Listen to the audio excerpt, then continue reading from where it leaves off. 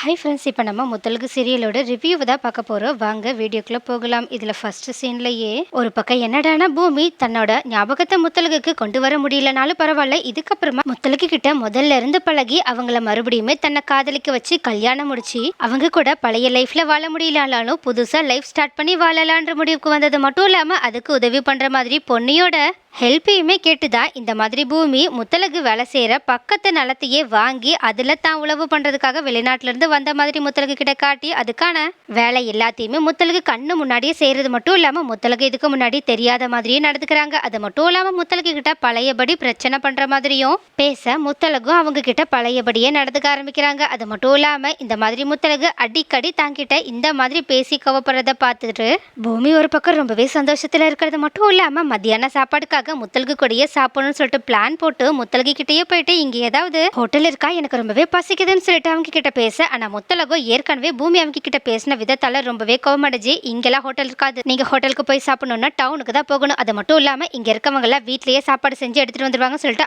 அவங்களோட சாப்பாடு எடுத்துட்டு சாப்பிட்றதுக்காக கிளம்பி போக, உடனே பூமியுமே முத்தழகு கிட்ட எங்க எனக்கு ரொம்பவே பசிக்குதுன்னு சொல்லிட்டு கத்திக்கிட்டே இருக்காங்க. ஆனா முத்தழகு கண்டுக்காம அங்கிருந்து கிளம்பி போக, ஆனா முத்தழகு இப்படி பண்றதை கூட பூமி ரொம்பவே ரசிச்சுதான் பார்த்துட்டு இருக்காங்க. அப்போ இந்த மாதிரி முத்தழகு பூமியும் ஒருத்தருக்கு ஒருத்தர் இப்படி நடந்துக்கிறத பார்த்துட்டு பொண்ணையும் ஒரு பக்கம் சந்தோஷப்பட்டுட்டு அங்கிருந்து கிளம்பி போக, இன்னொரு பக்கமும் பேச்சோட வீட்டுல இருக்க அஞ்சலியும் ரொம்பவே சோகமா இருக்கிறத பார்த்துட்டு பாண்டியம்மா அவங்க கிட்ட என்னன்னு சொல்லி கேட்கும் போதுதான் இந்த மாதிரி அஞ்சலி தன்னோட அம்மா தாங்கிட்ட ரொம்பவே கோவமா நடந்துக்கிறதுனால தான் ரொம்பவே கஷ்டப்படுறத பத்தி அவங்க கிட்ட பேச, உடனே பாண்டியம்மாவோ முதல்ல நீ யாரை பத்தி கவலைப்படாம பூமியை எப்படி மனசு மாத்தி உன் கூட வாழ வைக்கிறதுன்னு மட்டும் யோசி, ஏன்னா அதுதான் இப்போ உனக்கு முக்கியம். அது மட்டும் இல்லாம உன்னோட அம்மா ரொம்ப நல்ல கோவமா இருக்க மாட்டாங்க, கண்டிப்பா அவங்க உன்னை தேடி உன்னோட பாசத்துக்காக வந்துருவாங்க, அதனால இப்ப நீ பூமியை பத்தி மட்டும் யோசின்னு சொல்லி சொல்ல, உடனே அஞ்சலி அதான் பூமி என்ன சுத்தமாவே கண்டுக்க மாட்டேங்கிறானேன்னு சொல்லிட்டு மறுபடியுமே அவங்க கிட்ட அந்த வருத்தத்தை தெரிவிக்க, உடனே பாண்டியம்மாவோ இந்த மாதிரி தனக்கு தெரிஞ்ச ஒரு சாமியார் இந்த ஊருக்கு வந்திருக்காங்க, அது மட்டும் இல்லாம அவங்களோட ஸ்பெஷாலிட்டியே வசியம் பண்றது தான், அவங்க கிட்ட மட்டும் நம்ம எந்த ஆளை வசியம் பண்ணணும்னு சொன்னா கண்டிப்பா அவங்க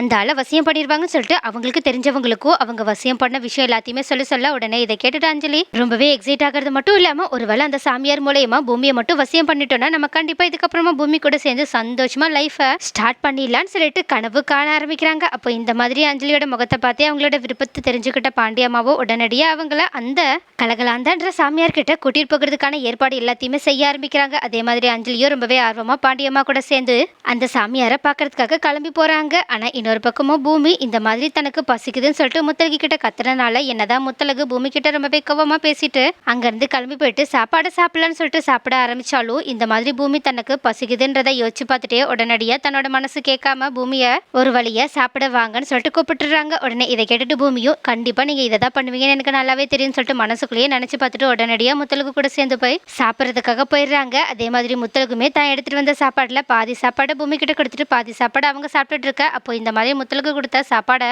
சாப்பிட்ட உடனேயே பூமி இதுக்கு முன்னாடி முத்தழகு கூட தான் சேர்ந்து சாப்பிட்ட எல்லா நினைவுகளுமே நினைவுபடுத்தி கண்ணே கலங்க ஆரம்பிச்சிடுறாங்க. அப்போ திடீர்னு இதை கவனிச்ச முத்தழகோ என்ன இந்த ஆளு இவ்வளோ நேரம் கலகலன்னு பேசிட்டு இருந்தா திடீர்னு இப்போ அழக ஆரம்பிச்சிட்டானேன்னு சொல்லிட்டு உடனடியாக பூமி கிட்ட என்னாச்சு, சாப்பாடு நல்லா இல்லையா என்ன, இந்த சாப்பாடுலாம் சாப்பிட்டு உங்களுக்கு பழக்கம் இல்லைல்ல, அதனால தான் இது சாப்பிட முடியல நினைக்கிற காரம் ஜாஸ்தியாக இருக்கா அப்படி இப்படின்னு பூமி எதுக்காக கண் கலங்குறாங்கன்ற விஷயத்த தெரிஞ்சுக்கிறதுக்காக கேள்வி மேலே கேள்வியாக கேட்டுட்டு இருக்க. உடனே பூமியோ முத்தழக தடுத்து நிறுத்திட்டு இல்லைங்க இந்த மாதிரி ஒரு டேஸ்டியான சாப்பாட்டை நான் சாப்பிட்டதே கிடையாது, இது அமிர்தம் மாதிரி இருக்கு, அதை மட்டும் இல்லாமல் இதை சாப்பிடும்போது எனக்கு ஒருத்தங்களோட நினைவு வருது, அவங்கள நான் ரொம்பவே மிஸ் பண்ணுறேன்னா அதனால தான் கொஞ்சம் வருத்தமாக இருக்கு அப்படின்னு சொல்ல, உடனே இதை கேட்டுட்டு முத்தழகு பூமியோட மனசை புரிஞ்சுக்கிட்டு சரி வருத்தப்படாமல் சாப்பாடு எடுத்து சாப்பிடுங்க, நீங்கள் சாப்பாடு சாப்பிடும் போதே வருத்தப்பட்டு இருந்தா நீங்க நினைக்கிற ஆளு கூட கஷ்டம் தான் படுவாங்க அப்படின்னு சொல்ல, உடனே பூமியுமே அந்த சாப்பாட்டை கொஞ்சம் கண்ணெல்லாம் தொடச்சிட்டு எடுத்து ரொம்பவே ஆர்வமா சாப்பிட ஆரம்பிக்க. அப்ப இந்த மாதிரி பூமி பார்க்க பெரிய எடுத்த ஆளா இருந்தாலும் தான் எடுத்துட்டு வந்த பழைய சோறை இவ்வளோ விருப்பப்பட்டு சாப்பிட்றத பார்த்துட்டு முத்தழகு ரொம்பவே ஆச்சரியப்பட்டது மட்டும் இல்லாம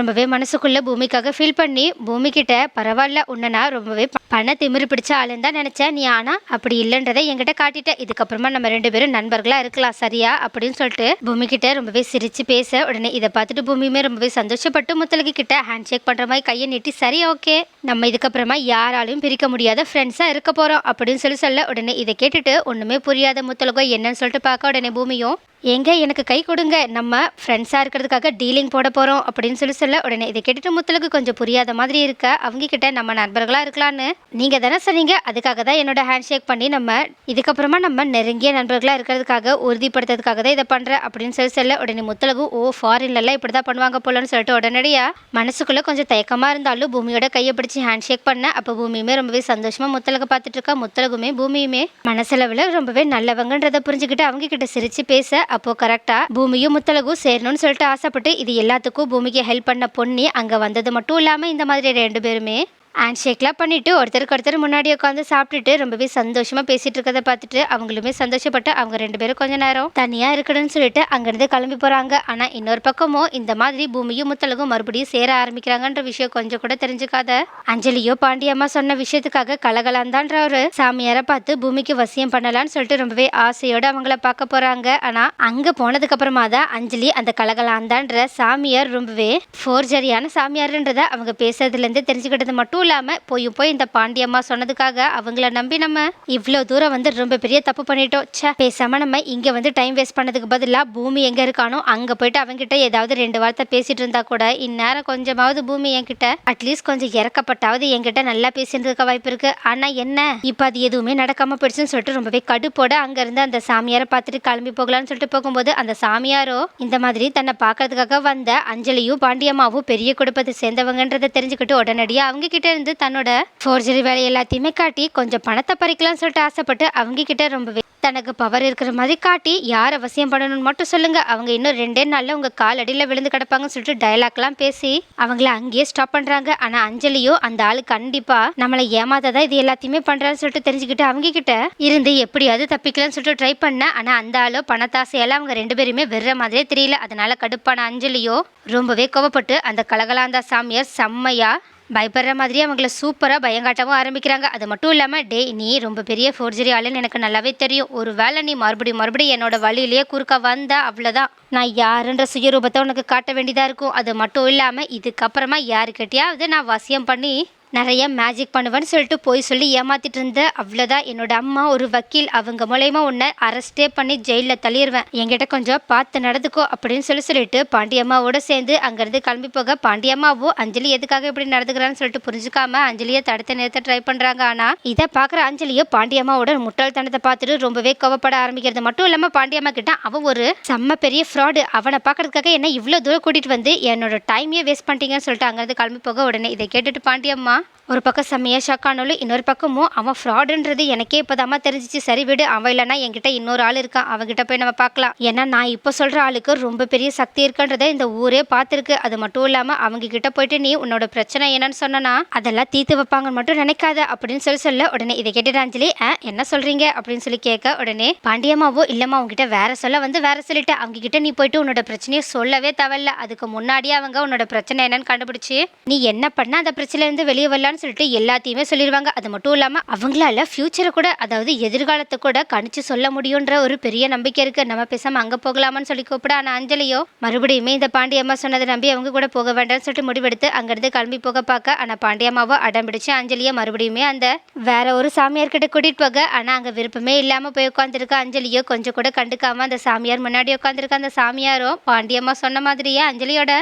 முகத்தை பார்த்த உடனேயே அவங்கள பத்தின உண்மையை புட்டு புட்டு சொல்ற மாதிரியே அஞ்சலியை ஆச்சரியப்படுற மாதிரி நிறைய உண்மைகளை உடைக்க ஆரம்பிக்கிறாங்க. அது மட்டும் இல்லாம அவங்க அஞ்சலி கிட்ட இந்த மாதிரி நீ ஒரே ஒரு காதலுக்காக என்னெல்லாம் பண்ணி அந்த வீட்டுல உட்கார்ந்துருக்கன்னு எனக்கு நல்லாவே தெரியுது, ஆனாலும் இதுக்கப்புறமா உன்னால அந்த இடத்துல இருக்க முடியாது, அது மட்டும் இல்லாம நீ பண்ண தப்புக்கான தண்டனை உனக்கு கூடிய சீக்கிரம் கிடைக்க போகுது, ஏன்னா நீ இது நாள் வரைக்கும் உன்னோட அன்புக்காக சில பல தவறுகளை செஞ்சிருக்க, அதை அந்த கடவுளும் மன்னிச்சு உன்னை அதே வீட்டுல வாழ வைக்கிறதுக்கான ஏற்பாடையுமே செஞ்சிருக்காங்க. ஆனா நீ இப்போ பண்ணிருக்க விஷயம் அந்த கடவுளையே கோபப்படுத்திருக்க, ஏன்னா நீ ஒரு தாயையும் குழந்தையையும் பிரிச்சிருக்க, அதுக்கான பாவ சுமையை நீ சுமந்துதான் ஆகணும். அது மட்டும் இல்லாம அந்த கடவுளே உன்னை தண்டிக்கிறதுக்கான ஏற்பாடை செய்ய ஆரம்பிச்சிட்டாங்க. அது மட்டும் இல்லாம இப்ப வேணா நீ ஜெயிச்ச சந்தோஷத்துல இருக்கலாம், ஆனா அந்த சந்தோஷம் கூடிய சீக்கிரம் உன்னை விட்டு காணாம போக போகுது. அது மட்டும் இல்லாம நீ பண்ண பாவதுக்கான தண்டனையா உன்கிட்ட யாருமே இருக்க மாட்டாங்க, உன் கூட அன்பாவும் நெருக்கமாவும் இருந்த உறவுகள் கூட உன்னை விட்டு பிரிய போற நேரமும் வந்தாச்சு, அவங்க பாதி பேர் பிரிஞ்சு போயிட்டாங்க. அது மட்டும் இல்லாம நீ பண்ண பாவத்துக்கான விளைவுகளை சீக்கிரமா நீ சந்திக்க போற. அது மட்டும் இல்லாம நீ பண்ண தவறுக்கான தண்டனையை நீ காதலிச்சவனே உனக்கு தரப்போறான். அதுவும் நீ மறக்க முடியாத தண்டனையா அது இருக்கும். அது மட்டும் இல்லாம இதுக்கப்புறமா நீ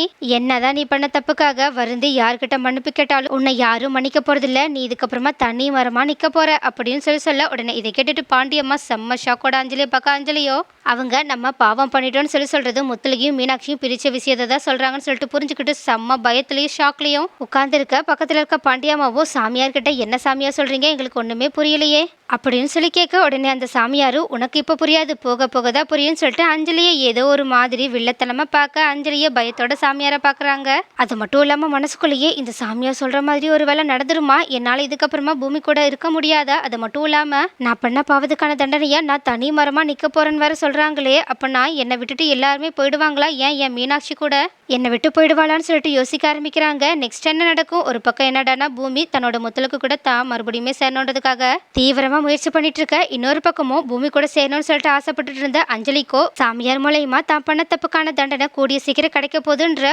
உண்மை தெரிய வந்துச்சு. சோ இதுக்கப்புறமா அஞ்சலி என்னதான் பண்ண போறாங்க, சாமியார் மூலயமா இதுக்கப்புறமா அவங்க பண்ண தப்ப மறைக்க முடியாதுன்றத அவங்க புரிஞ்சுக்கிட்டு எல்லார்கிட்டயுமே நாமளே உண்மையை சொல்லிடலாம்னு சொல்லிட்டு உண்மையை சொல்லுவாங்களா, அப்படி இல்லைன்னா மறுபடியுமே ரொம்பவே முட்டாள்தனமா யாரு பேச்சையுமே கேட்காம அவங்களுக்கு எது சரின்னு படுதோ அதை மட்டுமே செஞ்சுக்கிட்டு கடைசியில அவங்க எல்லாராலையும் வெறுக்கப்பட்டு தனி மரமா நின்று அவங்க பண்ண தப்புக்கான தண்டனையை அனுபவிக்க போறாங்களா என்ன, அடுத்து என்னதான் நடக்க போகுதுன்றத அடுத்த வீடியோல பார்க்கலாம்.